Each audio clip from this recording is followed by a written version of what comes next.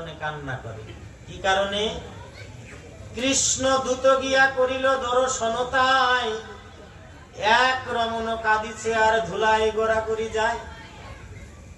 উদ্ধব, হরে কৃষ্ণ উদ্ধব গিয়ে দর্শন করে যে এক রমণী ঘরের মধ্যে কারণে অকারণে কারণে অকারণেষু ক্রন্দয়তি ক্রোদয়তু ক্রমে ক্রমে বৃস্ততা বৃদ্ধি পাচ্ছে, কান্নাকাটি করছে। উদ্ধব বাইরে থেকে দর্শন করছে। প্রণাম করি তমালো বৃক্ষে জড়াইয়া বলে আমার কৃষ্ণ এলো। যাহা দর্শন করে ছাড়িয়াই আমার কৃষ্ণ কোথায় গেল? সে রমণীকে রাধারানী।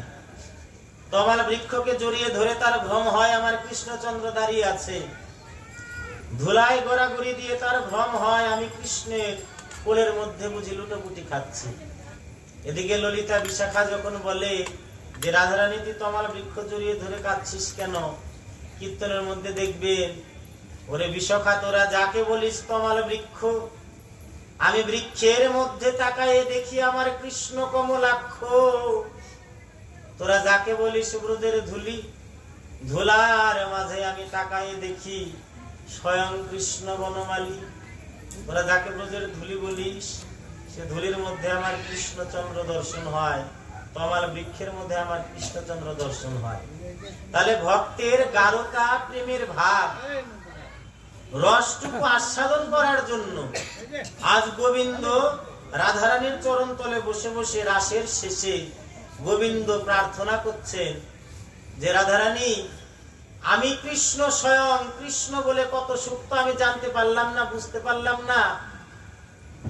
তাই রাধে তোমার চরণ তলে এই প্রার্থনা করি, আগত জন্মে আমি তো গৌর হয়ে অবতীর্ণ হব, তোমার অঙ্গ কান্তি এবং ভাবটুকু আমি মাত্র আস্বাদন করতে চাই। এই ভাবটুকু আমি তোমার কাছে প্রার্থনা করি, আমাকে ভিক্ষা দাও। রাধারানী গোবিন্দ চরণে বসে বসে প্রার্থনা করছে, প্রভু আমি তোমাকে কি দেব? সকলই তো তোমার, সকলই তো তোমার। তোমার কেমন? রবীন্দ্রনাথ ঠাকুর বললেন, তুমি জানো আমি তাকে ভালোবাসি, ভালোবাসতে বাসতে তাকে আমি পেয়ে গেলাম। আমি যাকে ভালোবাসি, যার সাথে আমার প্রেম, যে জিনিসের প্রতি প্রেম, সে জিনিসটা আমি লাভ করলাম, পেয়ে গেলাম, এটা আমার ভাগ্য। আমি যাকে ভালোবাসতাম, যে বস্তুটার প্রতি আমার আকর্ষণ, যে বস্তুকে ভালোবাসতাম, সে বস্তুটা আমার, আমি পেয়ে গেছি, আমার ভাগ্য। পরক্ষণেই কবিবর বিশ্বকবি আবার কলম দিলেন, তুমি জানো যে যাকে কখনো তুমি পাবে না, তাকে কখনো তুমি পাবে না, তবুও তুমি যে ভালোবাসো, ইহার নাম গাঢ়তর প্রেম। কৃষ্ণচন্দ্রের নিকট রাধারানী আমার বলছে যে তিনি জানেন সম্মুখ ভাবে কৃষ্ণকে পাওয়া আমার সম্ভব নয়, কারণ রাধায় অঙ্গ কৃষ্ণয় অঙ্গ, দুই তো একই অঙ্গ। নিজের লীলা রস আস্বাদন করবার জন্য কৃষ্ণচন্দ্র আমার নিজের বাম অঙ্গ হইতে রাধারানীকে আবির্ভাব করালেন, উৎপন্ন করলেন লীলা রস আস্বাদন করার জন্য। সেই গোলক বৃন্দাবনের রাধার কৃষ্ণ আজ দুই এক দেহ ধরি, নবদ্বীপে স্বয়ং আজ স্বয়ং গৌর হরি। সেই রাধা অঙ্গ কৃষ্ণ অঙ্গ দুই মিলে আজ আমার গৌর হরি।